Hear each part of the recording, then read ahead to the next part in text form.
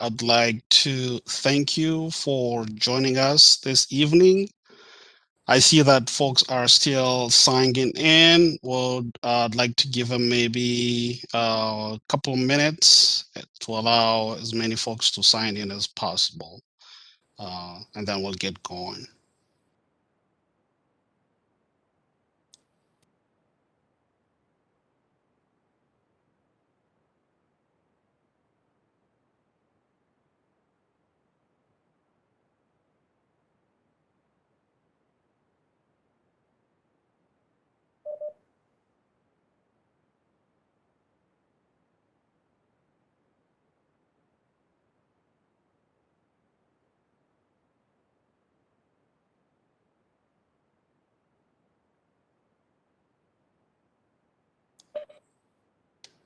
All right, it's 5 o'clock. We'll get started with introductions here. I think would probably be useful for staff to introduce staff on this call. My name is Nkango Sigolo, the Community Outreach Coordinator for Hopkins. Tonight, I've got David Davies is my counterpart in the Minneapolis portion of the alignment. He's going to be helping with calling folks who would be speaking, and then he'll be monitoring the chat component of this meeting tonight. We've got Andrew Collins. He's a resident engineer for this portion of the alignment. We also have Trevor Roy, who's a communications specialist, and he's probably in the background there as we're taping this meeting tonight. So with that, I will go ahead and share a presentation so we could get going.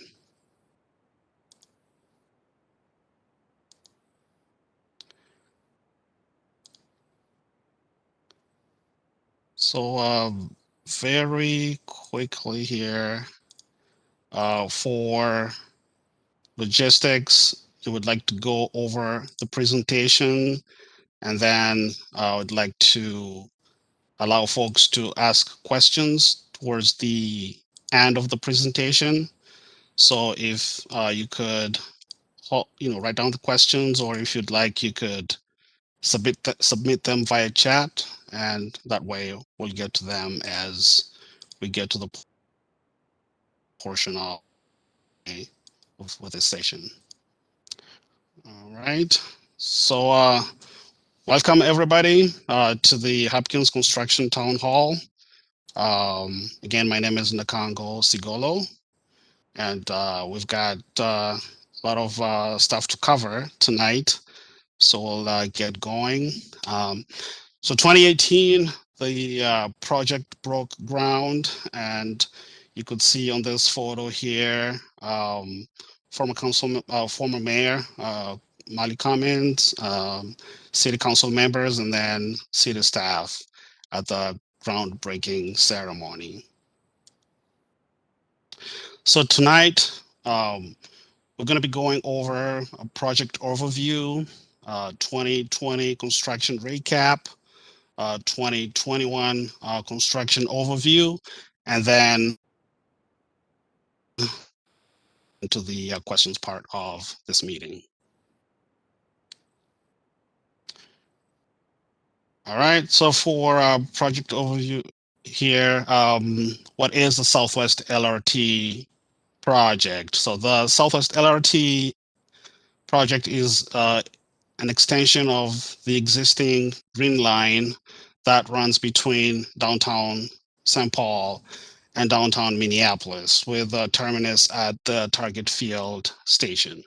So the Green Line extension is going to be extended all the way to Eden Prairie, 14 and a half miles of track, 16 stations, going through various municipalities, actually 5 municipalities along the corridor here, with 16 new stations stations I mentioned, 5 stations in Minneapolis, 3 stations in St. Louis Park, 3 stations in Hopkins, 1 station in Minnetonka, and 4 stations in Eden Prairie.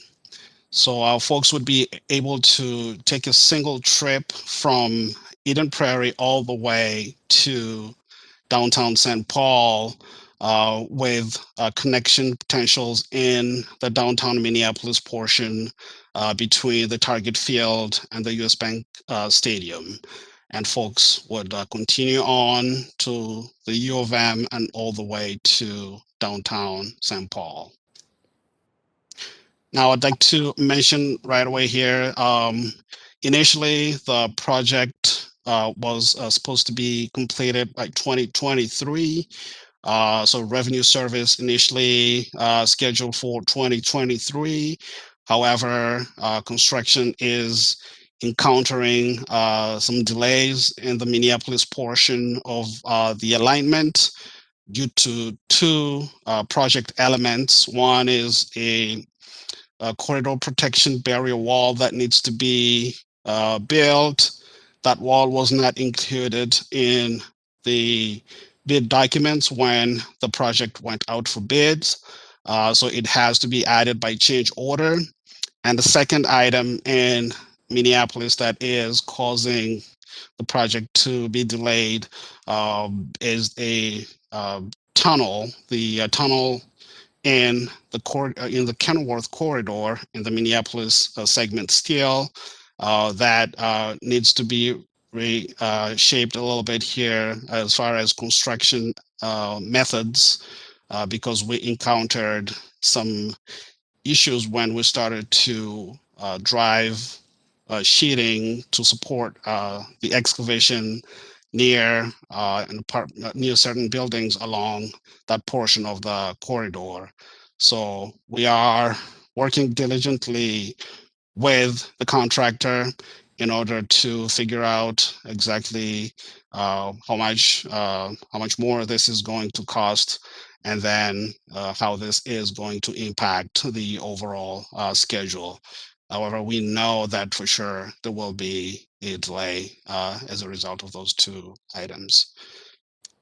So with that, I am going to go through some of the Hopkins project elements that we're constructing as part of the Green Line extension or the Southwest LRT corridor. I would start on the screen here to give you some direction here. So north is pointed to the right.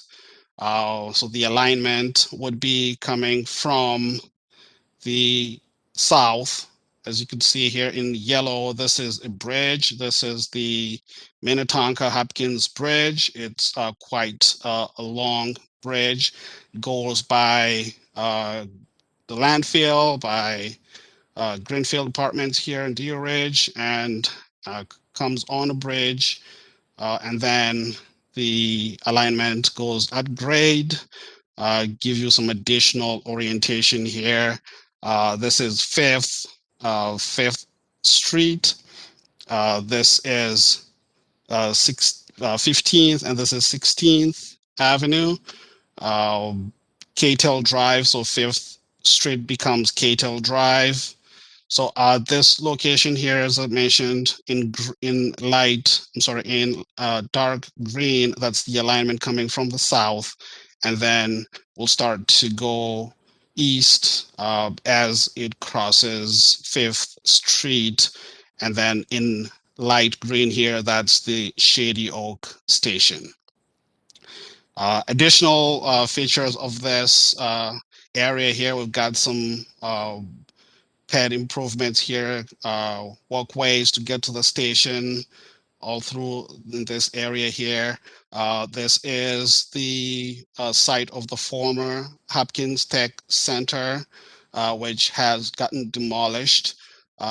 This will house some park and ride stalls for this alignment.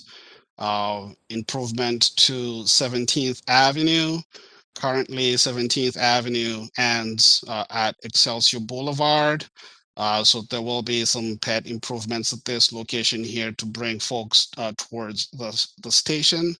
And also 17th Avenue is getting extended all the way to Catel Drive. So it will cross the trail portion here and then continues on towards Catel Drive. A new traffic signal will be added to help control traffic in this area. Um, as I mentioned previously, the LRT will be going at grade at this location, so we'll have gate arms to help control traffic in this location here.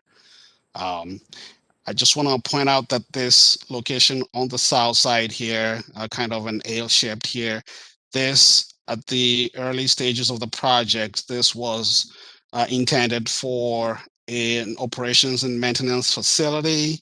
However, the scope of the project was reduced due to funding constraints. So the OMF, or operations and maintenance facility, was removed from the project. Instead, a rail support facility will be built at this location and additional parking.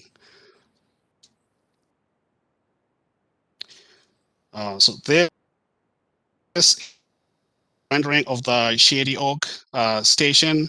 You're looking to the west. I've got the train coming from the south there, wanting to come towards the station platform. You've got the trail on the north side. I've got LRT tracks on either sides of the station platform, and the train would be continuing east, kind of past the screen to our left here. So downtown Hopkins Station, it's another station in the Hopkins area. So gives you a sense of orientation here. This is 11th Avenue. North is pointing up. This is 8th Avenue, the Honda dealership at this location, 5th Avenue. And then this is Highway 169. So the alignment still comes from the west and then crosses 11th Avenue at grade, continues on near the city water tower, and all the way crosses 8th Avenue at grade still, and then the station in light green at this location here as I'm pointing, um, with additional improvements to 8th Avenue. Um, Recently the city completed some improvements to 8th Avenue, which is now called the Artery.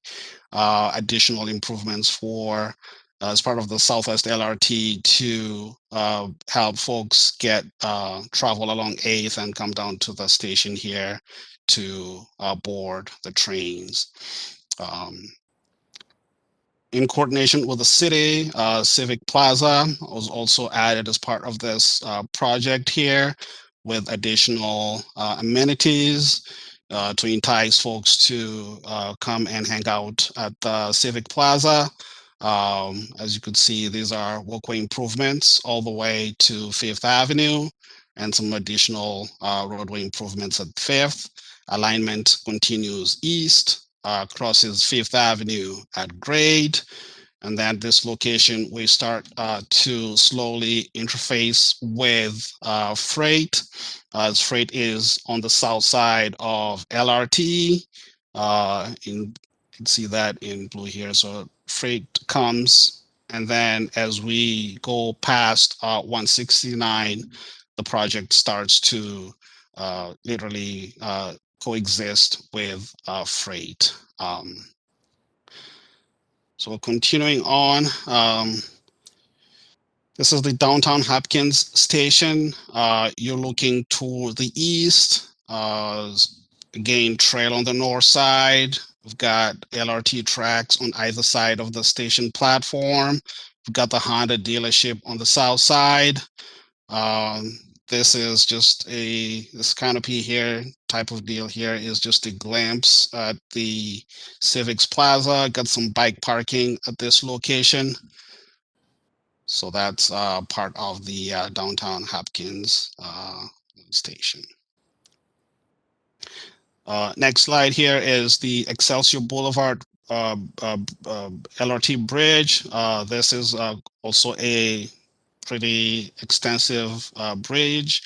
If you've traveled along Excelsior Boulevard, you've probably noticed construction and some humongous structures along Excelsior Boulevard. That's for this bridge, which starts to rise kind of right just a little bit east of the depot. North again is pointed up.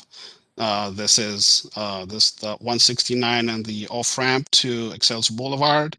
The Hopkins Depot at this location, Excelsior Boulevard traveling east and west. I want to point out that at this location, as well, I mentioned earlier, freight, start to coexist with freight and LRT. Freight in blue here, if you could see that, if it's not too dark. And then this bridge would allow for LRT to cross over the tracks and then land on the south side of freight. And again, in the design phases, it would have been very difficult to have LRT at grade in this location with existing freight that crosses in this area here. So with that, I'll move to the next slide. This is Blake Road, and that's the third station in Hopkins. Alignment coming from the west in green here. North is pointing up. Just sense of location here. This is Pizza Luce. This is the site of the former Pound America location here. Station in light green.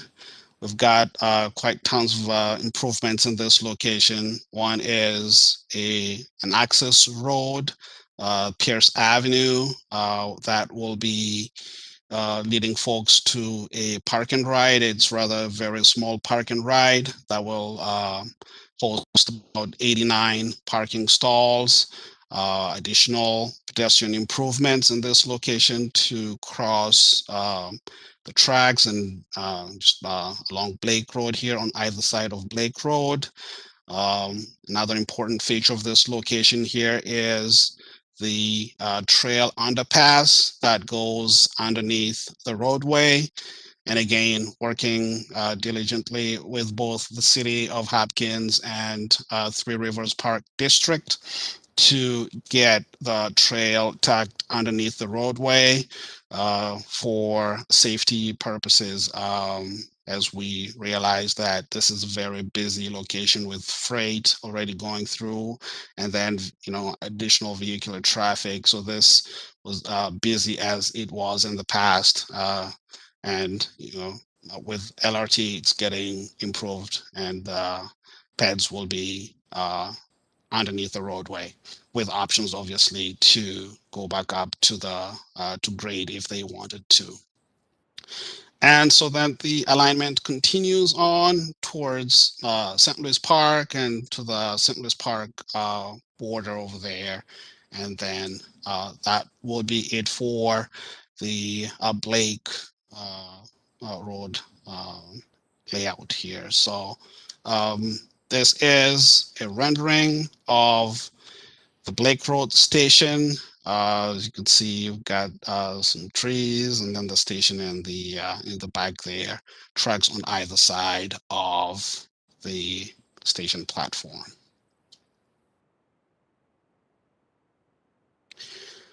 So now we'll dive into the project update portion of this meeting.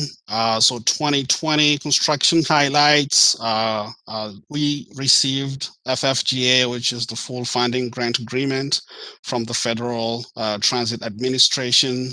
On September 14th, civil construction, which consists of the heavy part of the construction on this project, has seen its 35% completion mark. And additional project elements are under construction, and I've got a couple here, 8 stations of the 16, 23 bridges of the 29, 5 tunnels of the 8. And in addition to that, 47% of the retaining wall on the project are completed. At the beginning of the project, we had quite a large number of conflicts with utilities. So 94% of private utilities have been completed, 65% of public utilities completed.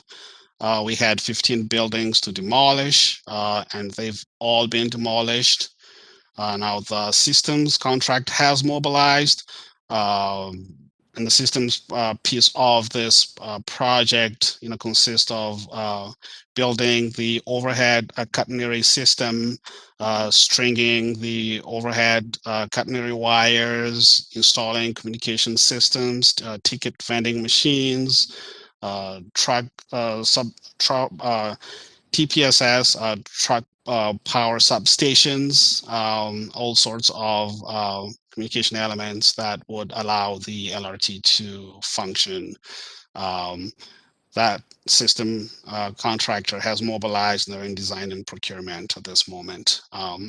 So the Franklin OMF, now given the fact that the Hopkins OMF site was removed from the project due to scope reduction. The Franklin OMF, which is the existing OMF that runs the Blue Line trains, has been retrofitted to accommodate Green Line extension trains. So some of those trains will be accommodated by the OMF, and then obviously this is the extension of the existing Green Line that it's got its OMF already installed in downtown St. Paul, which will continue to also work in collaboration with the Franklin OMF to help direct the southwest traffic. And then we've got the 11 LRVs that have been delivered out of the 31, so we're still expecting 20 to be delivered. So that's really it for the project update. Now, going to get into the 2020 construction recap. So this is the Minnetonka-Hopkins Bridge. You're looking to the south. So crews built this in 2020. You could see the bridge piers, and this continues all the way down towards Smetana. We are working diligently with area properties, as far as vibration is concerned and noise, so that they would know what to expect, especially when folks are getting ready to start driving piles into the ground. We realize that those piling activities are the most impactful activities on this project. So we continue to keep folks informed of those activities. Mentioned the Shady Oak Station. So the station has come off the ground. You can see the steel that has already been put in place, and the canopies starting to take form.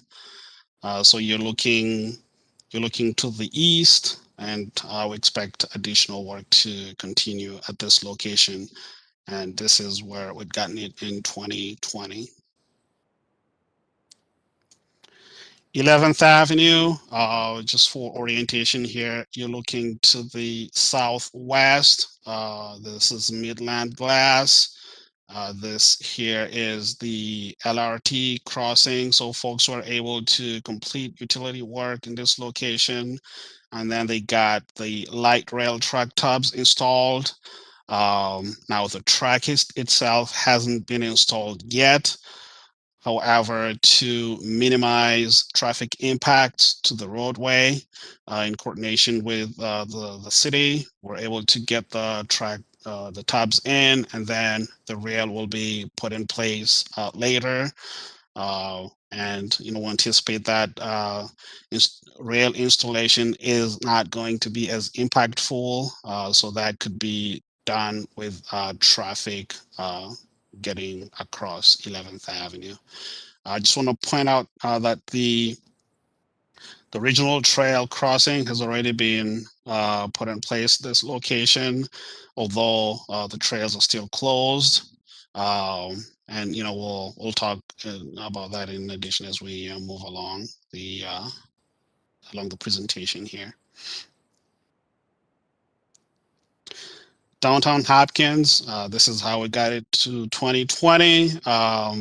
You're looking to the east. The Honda dealership is to the right of the screen here. Expect that additional work would be completed as this year continues on. Blake Road Regional Trail. This is just for orientation purposes. You're looking to the east. This part of the project was quite challenging, I should mention, as it took a little while to get it constructed, and mainly due to utility conflicts that were discovered at this location, and also due to safety. There was a major gas line that was installed before the project in 2017. And due to safety reasons, folks needed to locate that infrastructure before they could drive sheets into the ground that had to physically see it to prevent any accidents from happening. So we've worked diligently with properties in the area. Pizza Luce, they had been very patient with the project. So we just wanted to point that out. So due to the constraints, this piece here is only half of the pedestrian, the underground pedestrian trail here, which obviously, was built just in halves due to the need to continue to entertain traffic, given the extent of the impacts. So the western half has been built. We still need to build the eastern portion of this trail underpass. LRT bridge at Excelsior Boulevard. You've probably seen this humongous structure. So this was a product of 2020 construction.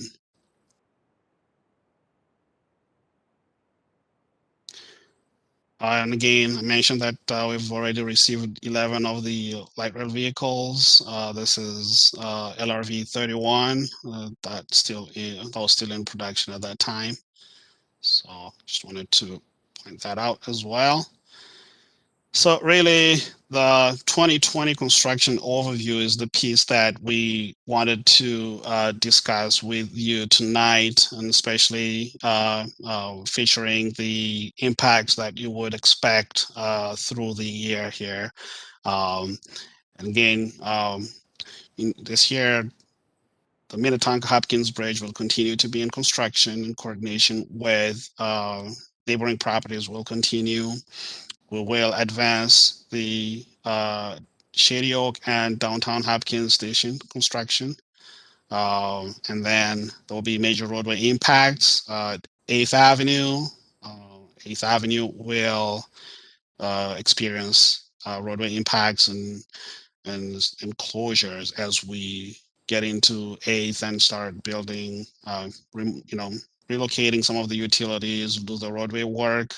And the intent also here is to install the light rail truck tubs so that we could minimize the traffic impacts to this intersection here.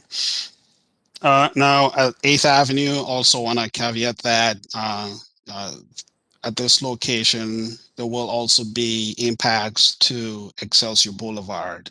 Um, and you're still figuring out the details of the impacts. We're working with the city and the county to make sure that we are addressing concerns and that we could still build 8th Avenue. Excelsior Boulevard. So the bridge construction will continue.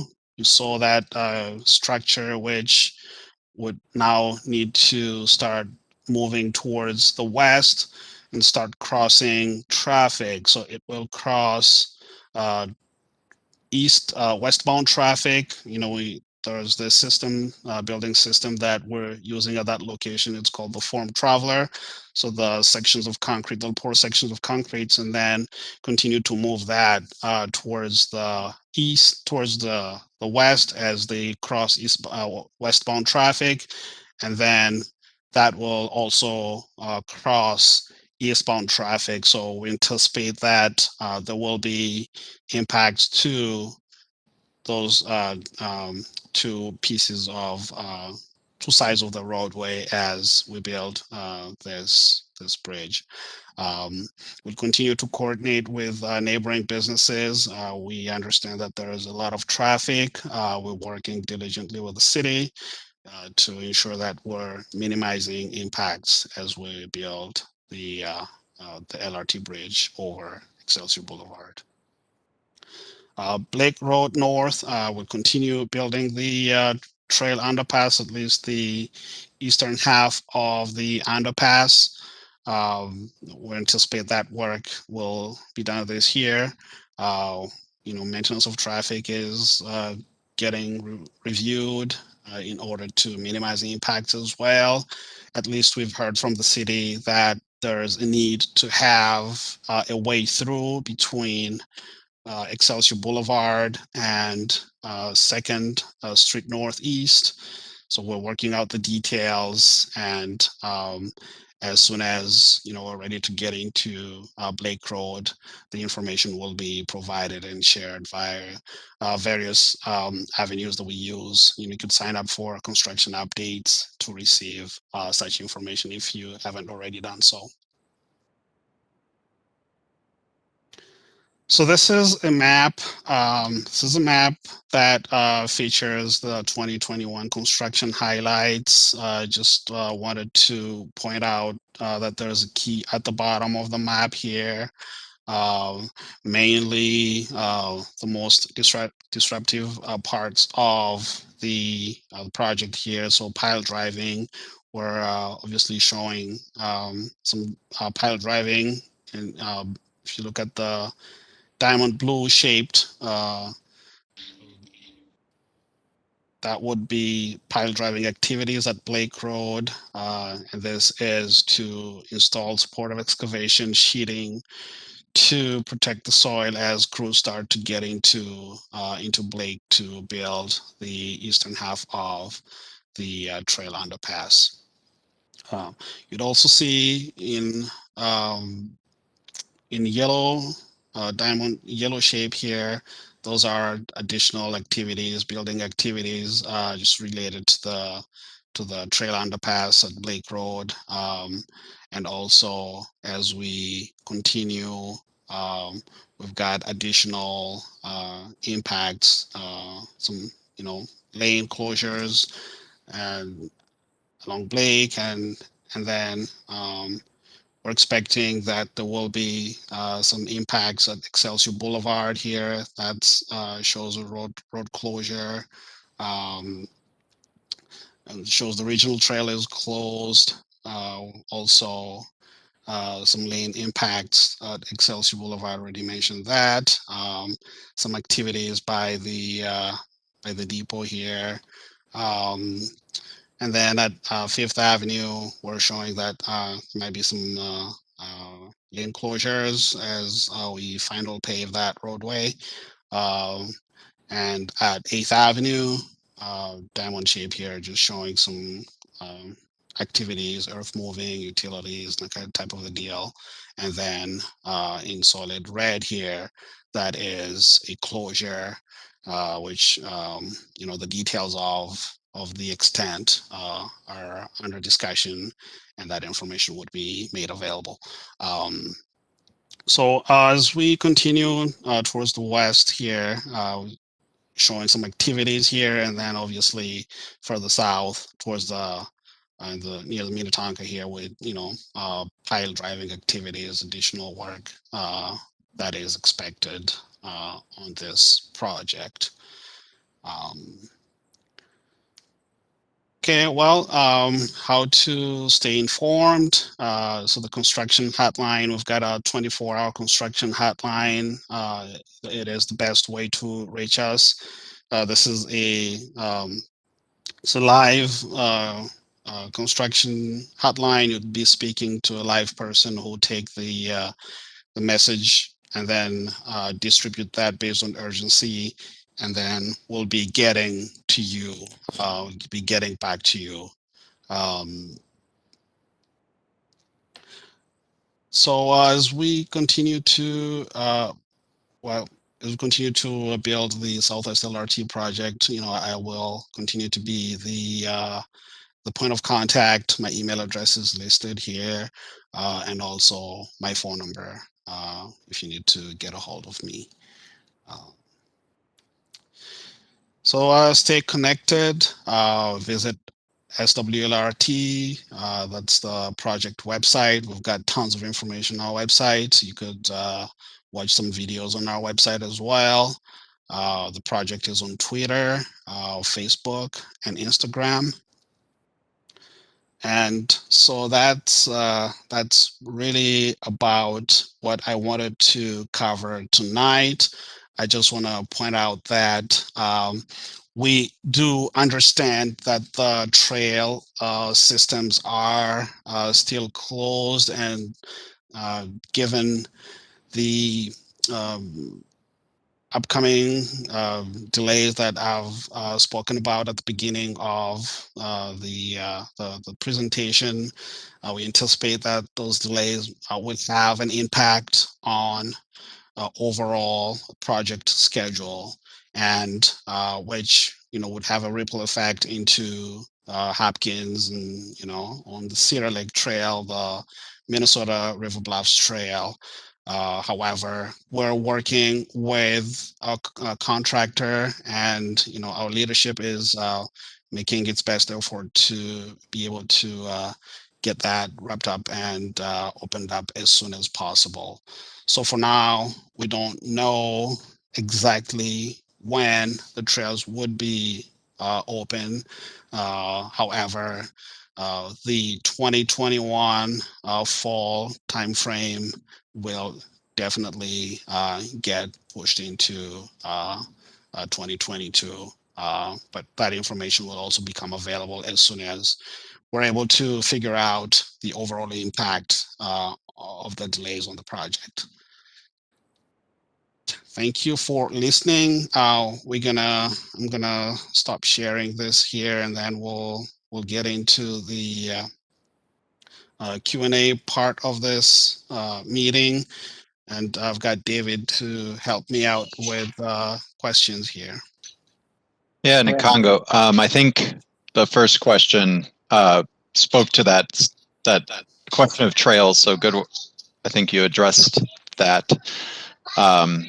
And I think that there's a second part to that question, which I would believe you can confirm kind of about how the trails might be reopened, like in segments, or would they be reopened completely, like as one contiguous trail when all of the work is completed? I would expect that we would probably know more about that later on as we anticipate kind of how things are going to be sequenced, right? That is correct, yes. Yeah, that makes sense. Another question from Lisa Nelson, and Lisa, if you're still with us, I would invite you too if you want to unmute and kind of add detail to this. But this is a kind of going back to your part of the presentation, talking about what's coming up when the project opens. Amenities at the City Plaza in Hopkins. Can you provide a little bit more detail there, Congo? Right. So basically, as during the design phases of the project, so the city wanted for the city plaza, the civic plaza, I'm sorry, to be an inviting place for folks who are coming to Hopkins. So they're providing some bike parking at that location, and then essentially providing ways that folks could, bands could play music at that location. So, some way of sheltered amenities to be able, to provide shelter, as I said, for such activities. And in addition to that, the city is talking about some Wi-Fi, at that location and like those kind of things, just to be able to invite folks to the location so that they could hang out, basically. Great. And there was one more in the chat, which was, and I know this is kind of getting down toward Minnetonka, but just regarding Smetana Road. How long do we anticipate Smetana Road being closed? Do we know? Do we know that? Well, yes, we'll anticipate that this would continue initially, at least into 2022. Now, with the impacts of the delay, that still needs to be figured out. So if there are any additional impacts that will be communicated, I would encourage folks to sign up to receive our construction updates. That information will definitely be sent out via our electronic channels. Great. That's what's in the chat. I don't know if we want to open it up and see if anyone is able to unmute or to ask questions. We can, if anyone is able or wants to, who hasn't yet asked a question, feel free to do so right now. This is Roxanne. Can you hear me? Yeah, Roxanne. So I live in Greenfield Apartments, and they're building up roadway right across from my apartment. And so literally what I used to overlook as woods is now going to be, the light rail is going to be coming right through there. I'm just curious to know about the anticipated sound of trains going by our building. Right. So if you have been around LRT, similar LRT alignments, in St. Paul, or the Blue Line going to the airport, that would be about the same. So at your location, because the alignment is elevated, as we start to get on the bridge there, the trains will not be sounding any bells or horns as they're going through there, because the train would be on basically a dedicated right of way. So there, at Smetana and Felto, the trains will be also under a dedicated right of way. So the trains will be underneath the roadway, so vehicular traffic would be able to travel above the trains. So essentially, that will also be a seamless ride through there. Um, and to put that in perspective, as compared to freight, which I understand is a little bit further, north from your location, LRT trains are very quiet and they unless they're sounding the bells or the horns, they really travel on a whisper mode. So that's as far as we know right now. So Thank you. That helps. thank you. Anybody else? Hi, the Congo. I'll just add one more piece there. Reminder that it's welded rail, so you won't hear that telltale clickety clack of like a jointed freight track or anything like that. But otherwise, good description. Thank you. We got one more in the chat in the Congo, just about trains running 24 hours a day. Excuse my background noise. It's okay. So trains will run at existing schedule or similar schedule to what the Green Line and the Blue Line are doing. So essentially, we're expecting 10-minute headway during the AM and PM peak. And as we start to get towards the end of the day and into the nights, essentially between midnight and 2 a.m., there'll only be just a couple of trains during that time period. Between 2 a.m. And 4 a.m., the trains are getting serviced. And then after 4 a.m., the trains will start operation again.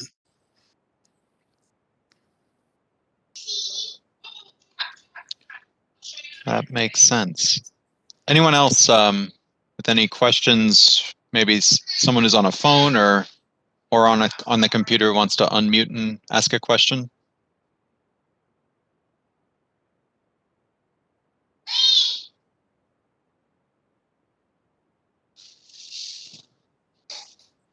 I'm not hearing anyone now, so if you are trying to ask a question right now, that means you still are on mute. And if you're having trouble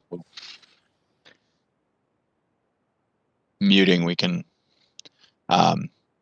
just try to find, if you're on your computer especially, try to find the red unmute button on your screen.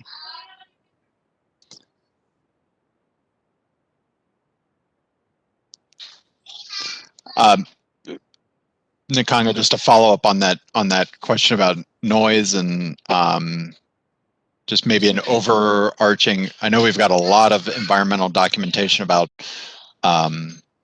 noise that was done during the design and engineering phase of the project, and so putting you on the spot a little bit, if you can recall any of the information from the sound or noise studies done around like the Hopkins Avenue area or in the avenues.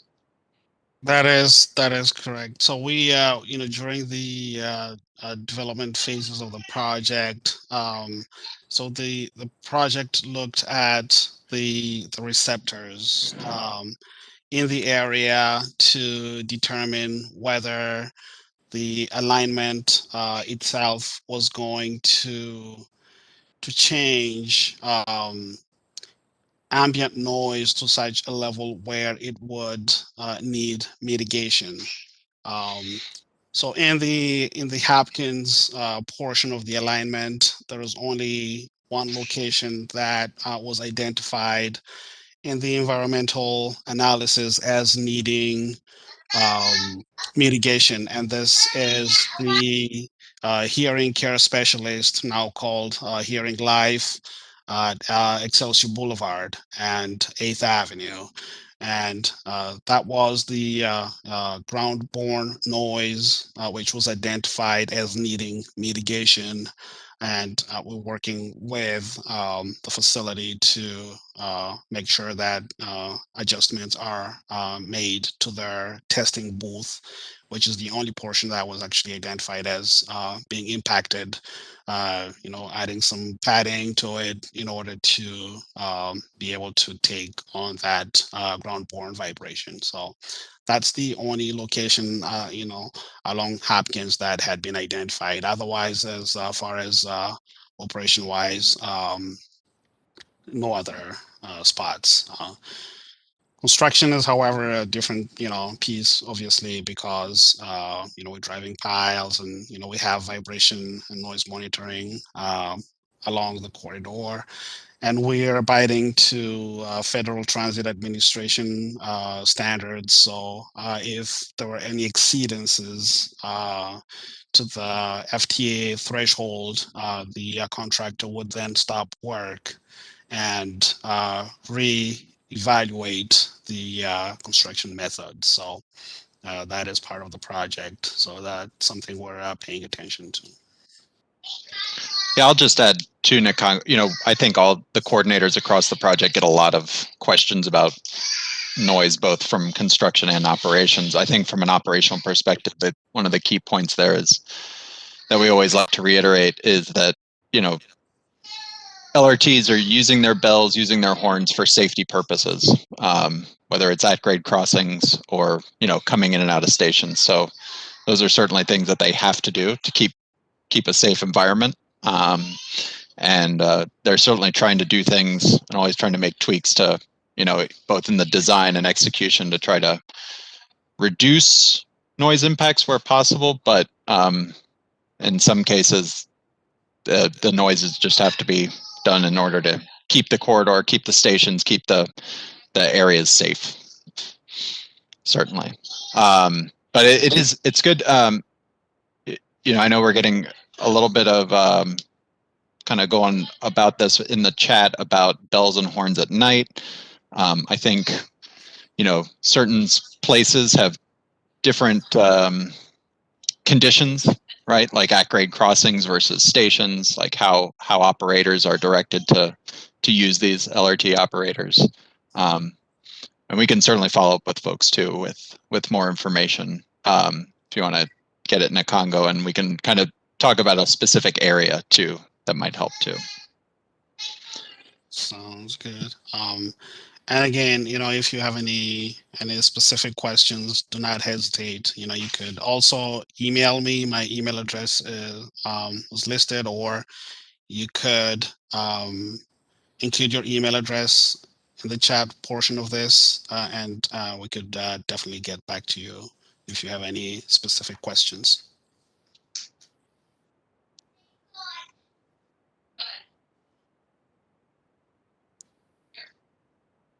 Any other questions, folks? Feel free to unmute. Certainly, there's not too much talking over each other.